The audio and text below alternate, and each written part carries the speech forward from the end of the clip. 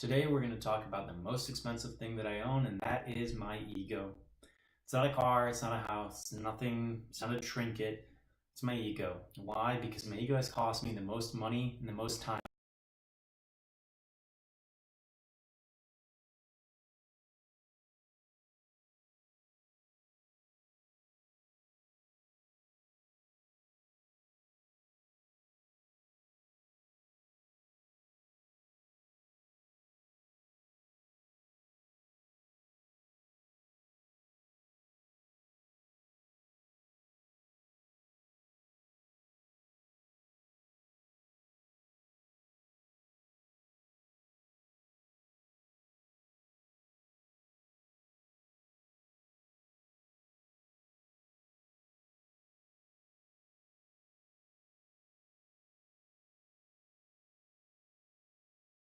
And there's other things I'm not really good at. And it would have been more beneficial for me in those moments that I'm talking about to have dished off the work to someone else who's actually better at that job instead of just trying to take all the fame and glory. Because in the end, it becomes really difficult, becomes really stressful. And I found myself in a position where I was like, why isn't this person doing this? Well, why isn't that person doing this? Well, why am I responsible for all this? And it was because I took on all the responsibility because I had a super big ego and it was very expensive. I had to put in a lot of time.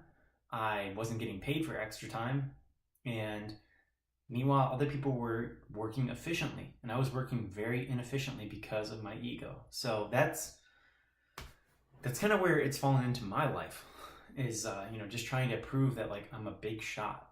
And I guess here are the tips that I have that apply to both situations. So whether you're falling into buying a lot of clothes, buying a lot of fancy things that you really shouldn't be buying, or if it's getting control of how much responsibility you take and how much you're trying to show off.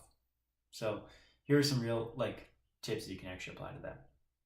So the most powerful thing that I think I started doing was getting up in the morning and writing down what I'm grateful for. It was very humbling to start doing that because as I started to get more and more things, done, more and more achievements in my life, it kind of felt like, okay, now I'm like at a very high place and I don't care what anyone thinks about me. And then all of a sudden I started writing down what I'm grateful for and I realized I have a lot to be appreciative for. I have a lot to appreciate in my life and I should be more humble and I should be more thankful. For example, waking up saying, thank God I have a job. That's amazing. Thank God I have a degree. That's amazing. Those are things that I'm grateful for, and I don't wear them like a trophy. I wear them, I have an appreciation for them. They're things that I'm grateful for. And so I find time to try and help other people find a job now. I find time to try and help other people get into school. Rather than focusing on how awesome it is that I have those things, I now focus on how I can show my gratitude for those things that I have.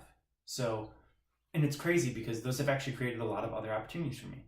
It's weird how that works. Actually giving back helps you in the end. Yeah, I don't know what it is. I think it's some Christian proverb, give it all away for free and it'll come back. It's actually very true. So writing down things in the morning helps you develop gratitude and you start to think about how you can give back. So that's really important. The other thing is when you do have to make a decision, you got to think, are you actually the person who should be making this choice?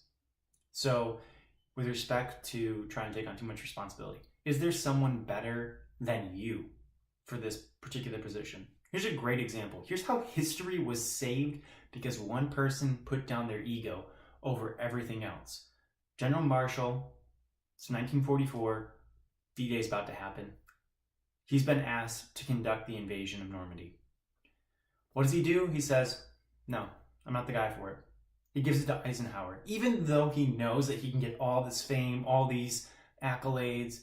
I mean, to pull off this invasion you'd be remembered for all of history. Everyone knows Eisenhower. How many people might know the Marshall Plan for when he tried to stop the domino effect of communism, but not many people really know him as a general from World War II. Maybe some people do. It's not It's not like he has a very well-known name. Eisenhower, however, went on to become the president.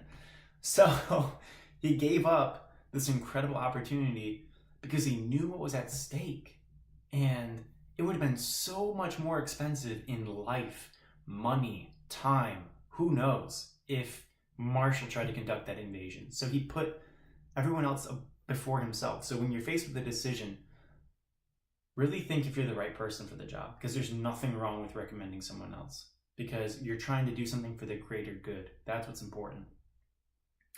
And so when it comes to buying things, think about the decision. Do you really deserve to buy those things for yourself? Are you buying them for yourself? Or are you buying them for someone else to think something about you?